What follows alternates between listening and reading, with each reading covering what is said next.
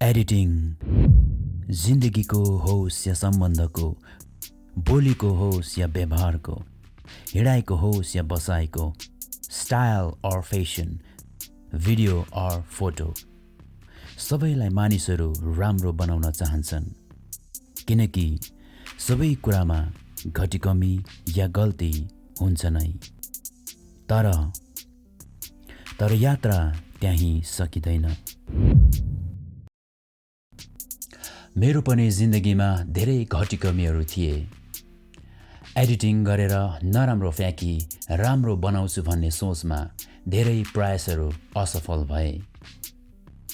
अन्ततः क्रिस येशू प्रोमा मेरो जीवनको कम्प्लिट एडिटिङ भई पूर्ण र असल भएको मैले पाएँ। सो आज म कुरालाई धेरै गहिराइमा लान चाहन्न। Let me come to the topic. आज कुनै कुराको एडिटिङ बारे नभई भिडियो एडिटिङ गर्दा टेक्स्ट इफेक्टमा आएको प्रब्लम सल्युसन अथवा समस्याको समाधान तपाईहरुको लागि। Check this out. सो यहाँ तपाईले देखिहाल्नुहुन्छ यहाँ इफेक्ट यहाँ तपाईले यहाँ रातो देख्न सक्नुहुन्छ। यहाँ के लेखेको छ भन्दाखेरि चाहिँ this effects require GPU acceleration भन्ने लेखेको छ है। यहाँ चाहिँ मैले कुन इफेक्ट लगाएको थिएँ भन्दाखेरि चाहिँ मैले यहाँ ट्याक्स इफेक्ट लगाएको। ट्याक्समा पनि यो इफेक्ट्सलाई ट्याक्समा पनि युज गर्न सकिन्छ, भिडियोमा पनि युज गर्न सकिन्छ हैन। सो तर मैले चाहिँ यहाँ ट्याक्समा युज गरेको थिएँ के भन्दाखेरि चाहिँ यो चाहिँ भिआर डिजिटल ग्लिच भन्ने छ। सो मैले चाहिँ यो इफेक्ट युज गर्दाखेरि चाहिँ यहाँ यस्तो आएको थियो। यसले चाहिँ एकचोटि युज गरेर देखाउँ हैन। ल म डिलिट गरिदिन्छु।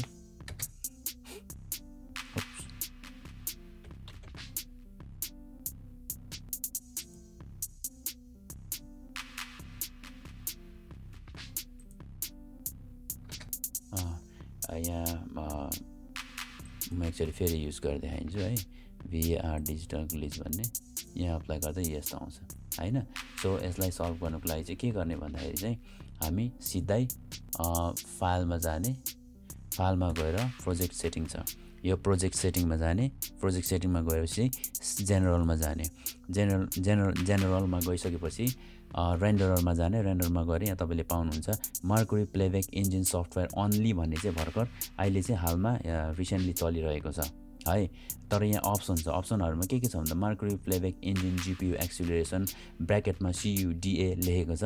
त्यसरी नै यहाँ तल Mercury playback engine GPU acceleration ब्र्याकेटमा ओपन CL भन्ने लेखेको छ। यो चाहिँ ब्र्याकेटमा दिएको छ। अनि यो चाहिँ अब हामी यसलाई चाहिँ अप्लाई गर्नेछौँ। किन भन्दाखेरि विशेष गरेर प्रिमियर प्रोमा मेरो प्रिमियर प्रो भएकोले गर्दाखेरि अझै मैले इन्टरनेटद्वारा गइरहेको छु। यो इन्टरनेटमा के देखेको थिएँ गुगलमा भन्दाखेरि चाहिँ mercury playback engine GPU acceleration अनि ब्र्याकेटमा ओपन CL भन्ने लेखेको कारणले गर्दाखेरि मैले त्यसलाई मैले ट्राई गरेँ। किन भन्दाखेरि अनि यो चाहिँ केमा पनि डिपेन्ड हुन्छ भन्दाखेरि यो चाहिँ अब मेरो चाहिँ ग्राफिक कार्ड चाहिँ एनभिडिया भएकोले गर्दाखेरि त्यसमा पनि डिपेन्ड हुन्छ हैन। यो चाहिँ किनभने ग्राफिक प्रोसेसिङ युनिट हो, त्यो भएकोले गर्दा ग्राफिक कार्डमा डिपेन्ड हुन्छ।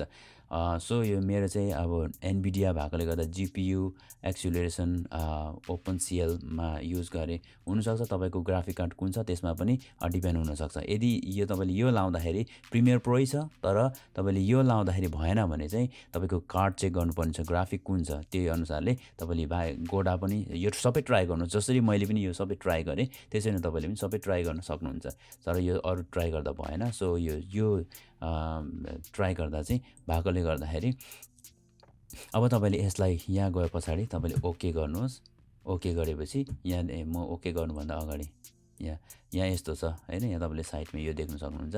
म अब ओके गर्छु। ओके गर्दाखेरि के हुन्छ बुम तपाईले देख्न सक्नुहुन्छ यो इफेक्ट्स यहाँ अप्लाई भयो ट्याक्समा हैन।